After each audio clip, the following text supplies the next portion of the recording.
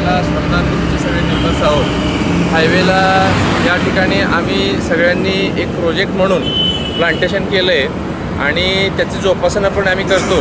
प्लांटेशनमध्ये त्याला जनावरांपासून बाधा होऊ नये ती झाडं म्हणून आम्ही ट्रीगार्ड पण लावलेली आहेत. याचा प्लांटेशनचा मूळ उद्देश असा आहे की रस्त्यावरून येणाऱ्या ज्या गाड्या आहेत त्या गाड्यांचे जे फोकस आहेत लाईटचे ते इकडच्या बाजूच्या रस्त्याच्या लोकांना ते फोकस येऊ नयेत. गाड्या तिथून एकदम हायवेतून आतमध्ये येताना एकदम जोरात वळतात आणि त्याच वेळेला जर समजा इकडून असलेल्या गाड्यांवरती जर फोकस पडला किंवा या गाड्यांचा फोकस पडला तर त्याला ॲक्सिडेंट वगैरे होण्याची कधी कधी शक्यता असते. आणि प्लांटेशन हे कधी पण हे चांगली गोष्ट आहे. तर अशा पद्धतीचे प्रोजेक्ट आम्ही हातात घेऊन आता आज त्या झाडांची स्वच्छता आणि त्यांना खतं घालण्याचा आजचा हा उद्देश आहे. आणि नेमका आमच्यातले सदस्य डॉक्टर पाटील यांचा आज वाढदिवस पण आहे. धन्यवाद. माझ्या वाढदिवसानिमित्त आम्ही अजिंक्य तारा श्रमदान ग्रुप व हरित सातारा यांच्यामार्फत या ठिकाणी आम्ही 75 झाडांचं प्लांटेशन केलेलं आहे. त्याच्यात स्वच्छता, खत घालणे वगैरे आम्ही काम करतो आहे. ही झाडं चांगली वाढवून त्याच्यापासून ऑक्सिजन मिळावा आणि सातारा शहराचं वैभव वाढावं या दृष्टीने आम्ही प्रयत्न करत आहोत.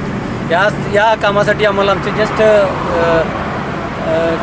मार्गदर्शक डॉक्टर शेटे, श्री भोसले साहेब, डॉक्टर जगताप, अशोक बादापुरे, संजय ढाणे, आमचे अभय चव्हाण, रावसाहेब बोकरे, विठ्ठल सुतार, दादा आमचे विजय पवार आणि आमचे मार्गदर्शक प्रशांत कणसे यांचा मार्गदर्शन लाभलेलं आहे.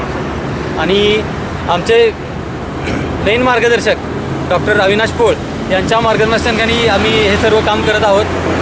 या कामाबरोबरच आम्ही पूर्वी अजिंक्य तारा किल्ल्यावर 2012पासून काम केलेलं आहे. तिथे आम्ही साधारण 10,000 झाडं लावून ती जोपासण्याचं काम केलेलं आहे. त्यामुळं अजिंक्य तारा आणि साताराच्या वैभवात भर पडलेली आहे. नमस्कार, मी बाळासाहेब शिरकांडे. हा आमचा अजिंक्य तारा सातारा ग्रुप आहे.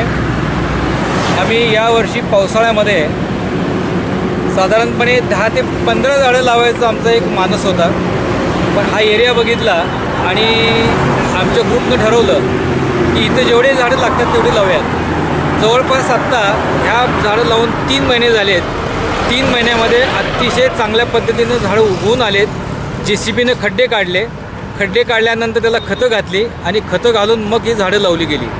आणि नुसती झाडं न लावता त्याला संपूर्ण प्रत्येक झाडाला ट्रीगार्ड आम्ही टाकून दिलेलं आहे. त्यामुळं आईच्या कुशीतलं बाळ जसं असतं तसं या ट्रीगार्डमधलं झाड असतं याची आम्हाला जाणीव आहे. आणि म्हणून याला जवळपास 70-72 झाडं लावली आणि 72 आम्ही ट्रीगार्ड टाकले. त्याचा फायदा असा झाला, कुठलेही जनावर त्याला तोंड लावू शकत नाही, माणूस त्याला हात लावू शकत नाही.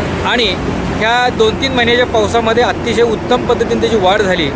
आणि नुसतं झाड लावून चालणार नाही तर पुन्हा त्याची देखभाल दुरुस्ती करायला पाहिजे. म्हणून आज आमच्या डॉक्टर शरद पाटील आहेत, इथले कन्सल्टंट आहेत, रेग्युलर ते डॉक्टरचं प्रॅक्टिस करतात. त्यांचा आज वाढदिवस होता. तर आजच्या या वाढदिवसानिमित्त मी या सगळा किल्ला ग्रुप, हरित सातारा ग्रुप, आपले पत्रकार बंधूंना सगळ्यांना बोलवलं. आपण थोडंसं श्रमदान करूयात. प्रत्येक झाडांना मोठे आळी करूयात की जेणेकरून उद्या तिथं टँकरनं पाणी सोडायचं म्हटलं तर त्याच्यामध्ये एका झाडामध्ये साधारण 30-40 लिटर पाणी बसलं पाहिजे. अशा पद्धतीने आम्ही आता आळी करून घेतले, झाडांची सगळी स्वच्छता करून घेतलेली आहे आणि वरून पुन्हा त्याला खतं घातलेली आहेत. तर अशा पद्धतीने या झाडांची लागणीपासून ती त्याची काळजी घेण्याचं जे काम आहे पुढं, तर ते आम्ही अजिंक्य तारा सातारा ग्रुप करत आहे. आमच्याबरोबर हरित सातारा आणि सातारमधले वृक्षप्रेमी आमच्याबरोबर सतत काम करतात. त्याचा आम्हाला अतिशय अभिमान वाटतो.